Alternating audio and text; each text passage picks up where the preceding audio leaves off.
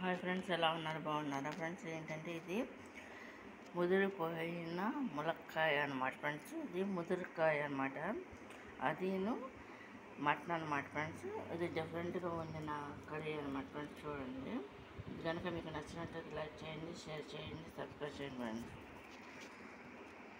ఏంటంటే ఫ్రెండ్స్, ముందు mutton curry వేసుకొని ఒక పక్కన పెట్టేసుకుని ఆనియన్స్ కూడా కట్ చేసేసుకుని ఒక పక్కన పెట్టేసుకోవాలన్నమాట. పెట్టేసుకున్నాక దీంట్లో కొంచెం కరివేపాకు వేసుకుని ఒక పక్కన పెట్టుకొని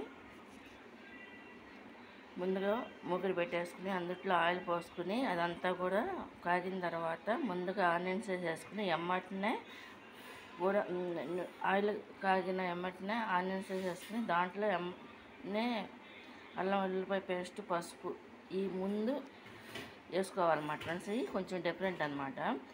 వేసుకుని ఆ తర్వాత ఏంటంటే అది కుక్ అయిన తర్వాత 5 నిమిషాల తర్వాత ఫ్రెండ్స్ మటన్ ములక్కాయలు వేసేసుకోవాలన్నమాట ఫ్రెండ్స్. అది ములక్కాయలు కూడా వేసేసి ఆ తర్వాత మటన్ కూడా వేసేసుకున్నాక ఒక 10 నిమిషాలు, అది మటన్ కాబట్టి కొంచెం ఎక్కువ టైం ములక్కాయ కాబట్టి ఒక 10 నిమిషాలు ఉడికిన తర్వాత దాంట్లో ఏంటంటే మటన్ సాల్ట్ను కారం కూడా వేసేసి వాటర్ కూడా పోసేసి ఉడికించేయాలన్నమాట ఫ్రెండ్స్. అది ఉడికించేసిన తర్వాత లాస్ట్లో దించేసే ముందు గరం మసాలా పౌడర్ వేసుకోవాలన్నమాట ఫ్రెండ్స్. అది చూడండి, ఇది కనుక మీకు నచ్చినట్లయితే లైక్ చేయండి, షేర్ చేయండి, సబ్స్క్రైబ్ చేయండి. మటన్ ములక్కాయ అన్నమాట.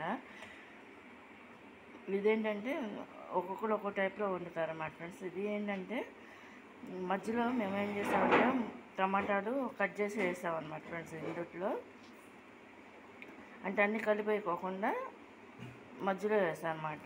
మటన్ను ములక్కాయ వేసేసిన తర్వాత కట్ చేసేటప్పటికప్పుడు అది ఒక టైప్ టేస్ట్ ఉంటుంది అనమాట ఫ్రెండ్స్. ఇది కనుక నచ్చినట్లు లైక్ చేయండి, షేర్ చేయండి, సబ్స్క్రైబ్ చేయండి ఫ్రెండ్స్. బాయ్.